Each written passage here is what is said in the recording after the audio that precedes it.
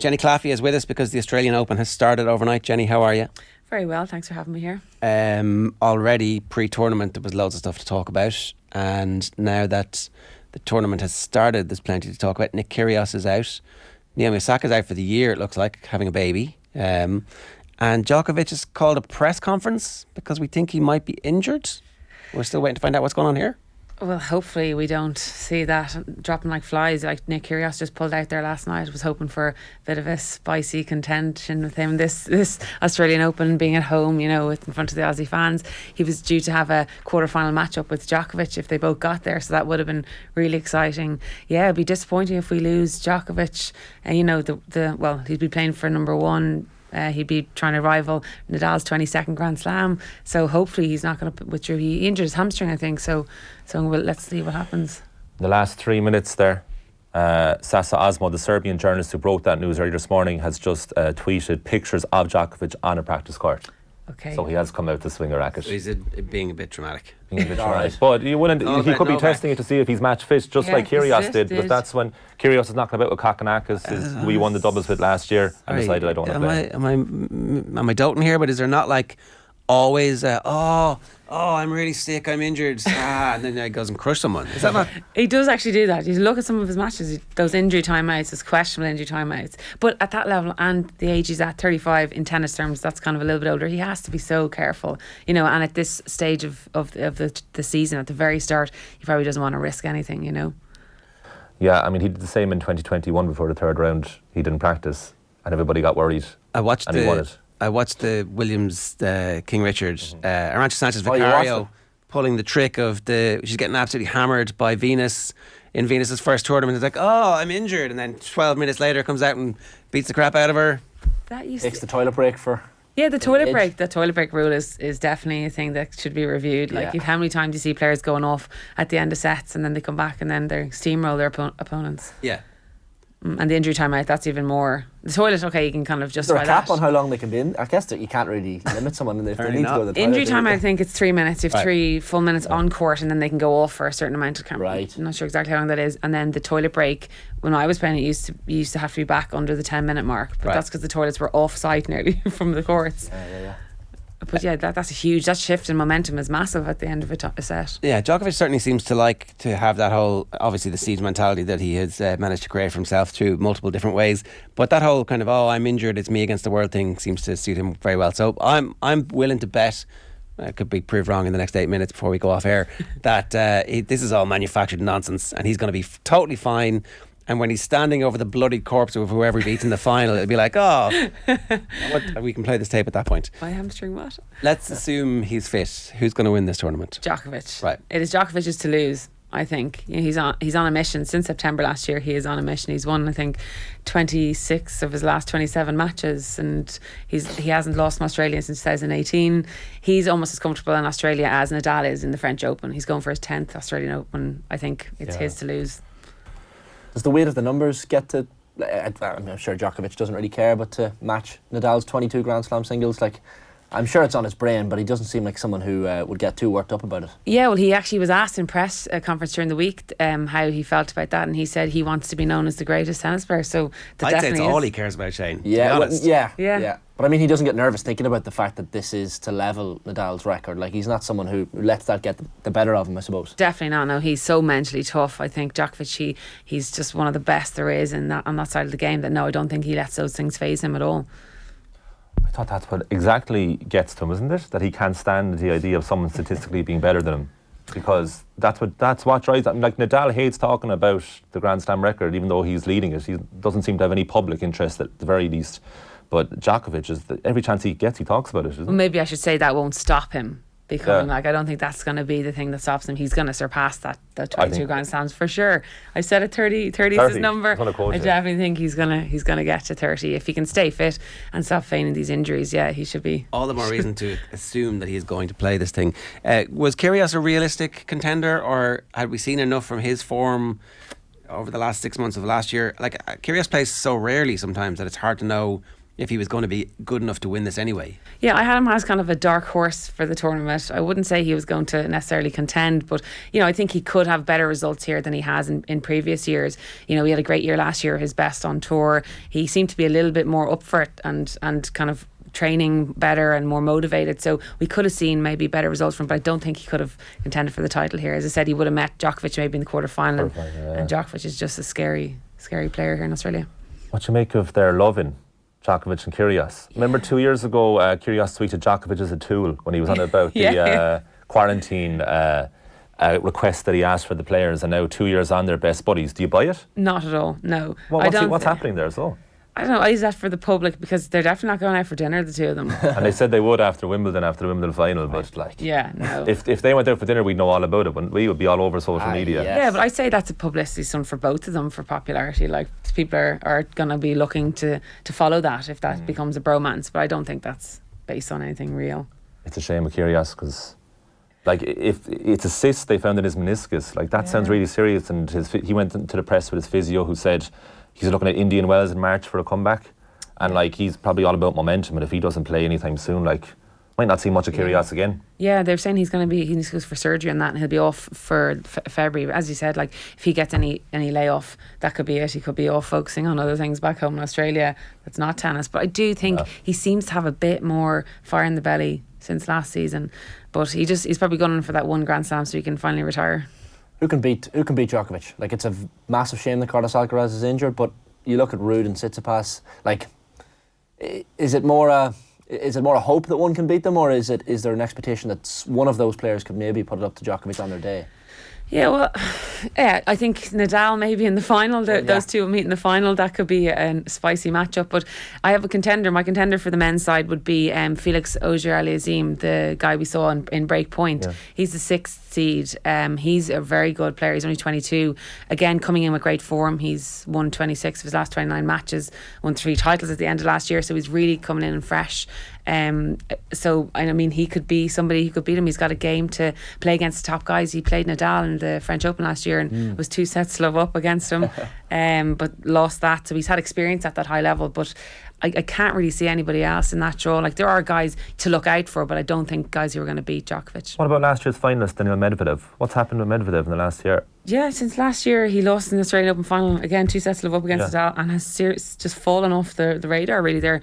He had his worst season on tour last year. I think that match really impacted him, that final, because he had won the US Open the year before and was doing really well at a super season in 2021, and then since then he just hasn't been able to pick back up his level. Isn't it mad how winning one of those is supposed to be your breakthrough and free you from the psychological baggage of ever, but it doesn't work that way at all. It almost goes the opposite way. It adds more pressure then. There's more expectation. Obviously then there's the media attention. There's so much that goes with those Grand Slams. We've seen it. How many one-time winners have we seen, especially on the women's side, where then the pressure just gets them that it's so hard then to back it up. But even Dominic Thiem, when he won the US Open in 2020, talked about how finally it was such a massive relief, was the overriding emotion, that I finally won one of these things because of all the work he put in. And since then, Thiem's barely hit a ball. Yeah, well, he did get injured. He got injured, but even the motivation when he came back, he said it just wasn't there. The hunger wasn't there, and he had won one, which makes you marvel at the likes of Serena Williams and they can keep Djokovic going. And Nadal, who keep on doing it. Like, that's but these guys are training to win a Grand Slam. That, like, those 4 Grand Slams a year are the biggest thing, the pinnacle of your career. And then, as you said, you get there, and then it's the relief, and then it's like, what more? You then have to get back at the bottom of the mountain and start climbing again for the next one. It's such a difficult task, that mental strength you need to have, which we saw, if we get on that point of Breakpoint, how the mental side of the game is just so important. I just think that, like, once you win a Grand Slam, it is that relief, and then it's like, okay, does your motivation, done it now. Does your motivation wane then? Like, I know Ash Barty won a few, but like retiring in her mid-20s kind of spoke volumes as to the mindset and the mental frailty that is there for tennis players, because it's such a tough sport to keep that concentration going. Even Kyrgios, I think, said if he wins a Grand Slam, he's going to retire straight away. You understand that? Yeah, you can. I actually read Ash Barty's autobiography there over Christmas, and she was saying that when she won Wimbledon in 2021, was it, that she was ready to retire then, and then her team really kind of riled her up to say, look, try and play the Australian Open and finish at home and win at home. And she knew that was her last tournament, and if she won that was it. Like, what more could she achieve in the game? And at 25 she retired. Like, it's a scary prospect, 25, to be retiring, and I've done all you can do really in the sport. Who's going to win the women's? again, I think it could be Iga Swiatek's going to be the woman to beat. She might have a few more challenges though than Djokovic will face on the men's side. She's got a kind of a meaty draw. She's in the side of Andreescu. She meets her in the third round, and then she's got the Wimbledon champ Rybakina maybe in the fourth round. She's got a tough path to the final. Jessica Pegula could also be a challenge, I think. Seed, isn't she? She's third. She's third, but she's also in Swiatek's half as well. So I think whoever comes through between the Swiatek Pegula half is going to win the Australian Open. And for people to look out for, who's the Felix Auger Aliassime of the women's side for you? I think Coco Gauff is my dark horse. Against Emma Raducanu now in the second round. Yeah. And then Pegula is my contender, I think. That's your old friend, Al Jabeur. Yeah, it's funny, I don't have her backed for this tournament. Maybe there's a bit of love lost there. Yeah, the rivalry. I know. Yeah, that rivalry's still hot. I was watching her episode in Point Break, and oh my God. were you like, oh yeah, I know this woman, I know her well. Like, I know did her she come mentality. across, I know is that what she's she was like? And do you remember much Definitely, of her? yeah. She has this lovely personality that comes across now. Definitely, she was only like 16. I was 18 when we played each other, so that wasn't there. There was that fiery teenager, hot-headed, athlete that she has obviously now, but has masked that a bit more. But she is still that nice. She was nice then, and she's obviously lovely now. And from your own, from being on the tour yourself, what do you make of the documentary so far? The first 5 episodes of Breakpoint on Netflix. It hits home anyway. It's very accurate. I think the show was brilliant for highlighting the psychological nature of tennis and how mentally tough it is and the toll it takes on athletes, and that constantly losing. Every week there's only one winner and you're always having to pick yourself back up. And each week, it's a very lonely sport, lonely place to be when you're out there. And even you see on the show, those guys are surrounded by their entourage. It's still not even enough to pick them back up. But definitely hit home, yeah. I remember it resonates the feeling of when you lose and you're far away from home and you're on your own and you're then going, okay, I've got to pack up my bag and then off you go again, another plane somewhere else.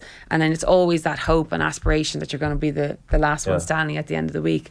It really emphasised the psychological side of tennis and how tough it really is. It's brutal. Brutal is a word to describe it. Yeah, it's brutal. And how you're looking at those players and everybody I feel can sympathise with them almost now, and I'm sure it has won over, tennis has won over a few fans, those guys with the two voices in your head. There is the angel and demon on your shoulder, and in the heat of battle you're battling yourself. You forget about the opposition. You're actually battling your own mind, and in each and every one of the athletes we saw in Breakpoint, that was an issue. And that there's such a fine line between the fear of failure and the will to win. That's there for everybody. You don't want to lose, but you so badly want to win. I feel like it's no coincidence that Netflix are honing in on the individual sports like tennis and Formula One and golf.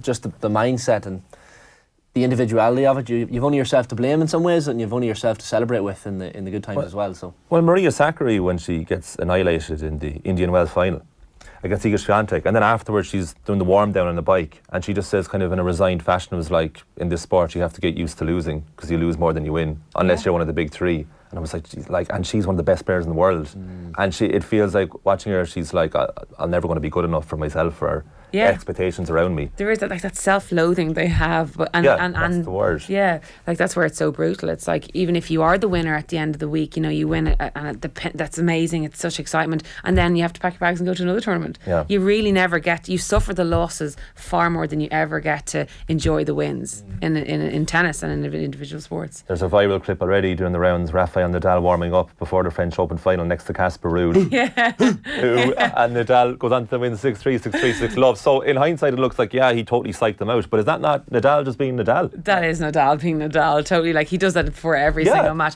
But that stark contrast. Do that though, in the tunnel, because people haven't seen it. He's sprinting in the tunnel and he's doing fake serves and he's backhands to an imaginary ball, and your man's standing there kind of going sharing that space, very intimate space with his opponent in his first Grand Slam. It's the moment where he asks Casper Ruud goes, how long more left? Roughly, that's the telling point. Around 30 seconds. Okay, Jesus. That's right. The stark contrast between the two of them though, but that's Nadal, you'll see that he does it all the time. But Ruud was so uncomfortable in that space, and then he gives a few fakey shadow shots to be I'm here too.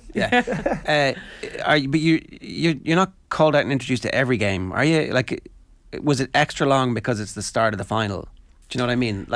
Yeah, they do. They do call out the players on the big stadiums. Anyway, they call them out. Yeah, but probably that felt like the longest minute of Casper Ruud's life. Like, are they doing the introduction of all of the staff, all of the lines people? They're introducing final. Yeah, there's more. Probably maybe a little bit longer. Yeah. But the players don't have to come out and wait for that amount of time. They can wait and stay in the locker room until I think they give however long. It did feel a little bit like a ring walk where this game's over, this fight's over, that guy's won. This this is going to be a first round. In knockout. hindsight, it's easy to look back at that and see, he was going to kill him. Is there a player renowned, to your knowledge, of someone who tries to get in someone's head on the tour? Nick Kyrgios. Nick Kyrgios. You have to look back at Nick Kyrgios and Tsitsipas last year in Wimbledon, how he was trying to just psych out the opposition. Yeah, I think Kyrgios plays a bit of mind games with his oppositions, definitely. And maybe Djokovic a little bit with his injury takeovers and injury timeouts that he has. No, but I do think Kyrgios is definitely one that stands out to me. The talking during the match, even the this very loud constant, speaking to the coaches and to himself. It's very distracting, and no other player does that. Yeah, and that's maybe his way of coping. But that's the opposition isn't used to that either, so that can psych you out completely. Is that frowned upon, or is that just seen as part of the game for players like Kyrgios? Well, because it's so unusual and nobody else does that, it's kind of like tennis is such a respectful game. It's almost unspoken. You don't act out like that. But as I said, whatever works for him. But I do think that if he carried on like that behaviour he was kind of in Wimbledon last year, he won't get away with that for longer. Your boy Uzur Aliassime lost his first set 6-1, but has won the second 7-6. With set in the third. It's against one of his Canadian Pops rivals. still, he's very good. That's a tough first round actually. The Coco Gauff and Emma Raducanu. So Emma Raducanu obviously had her own injury crisis, and it did look like it was a real one in fairness, and she won fairly straightforward in the first round. Like, this is a big year for Raducanu. You don't want to lay her on too much, but last year was a completely lost year, and the madness of the different coaches that they were cycling through. Everything needs to calm down for her, and she just needs to play tennis. And yeah, I think this is a big year for her in terms of just getting back the love for the game and getting back competing and injury free and all that kind of media attention and stuff. Kind of hopefully that will have settled down, because it's been a year and a half since she won the US Open, and just let her play her tennis. She's a phenomenal tennis player at the core. So hopefully she's able to come into her form this year. And I'm not sure that she's going to be competing and winning slams again, but I do think that she could go further towards the latter end of the season. Okay, so don't expect too much just this week. Not yet, no. Okay, all right, good stuff. Thanks very much for that, Jenny. Anything else? Do we miss anything? Looking forward to this now. What's your prediction, Colin? Both sides. I think Djokovic and Swiatek. Okay, safe bet. I think it has to be but it needs another star to come through. It needs another star to come through. I forget that I'm hoping for someone goes on a run, basically. Swiatek's only 21. I do think we need to... He's been around for years. He's only 21, and three Grand Slams already. I think we need to look out for this guy Holger Rune on the men's side. The Danish player. Yeah, he's going to be something else. And we talk about rivalries in the future. Yes, we want to see Alcaraz Djokovic. I'd love to see this Alcaraz Rune. They're same age and play very similar styles of tennis. So I think that's going to be something. He'll be somebody to look out for and a rivalry to look forward to. Well, we'll keep you up to date on the crack with Djokovic across our social channels and across all the news bulletins as the day progresses for you. But that is OTB AM for you today.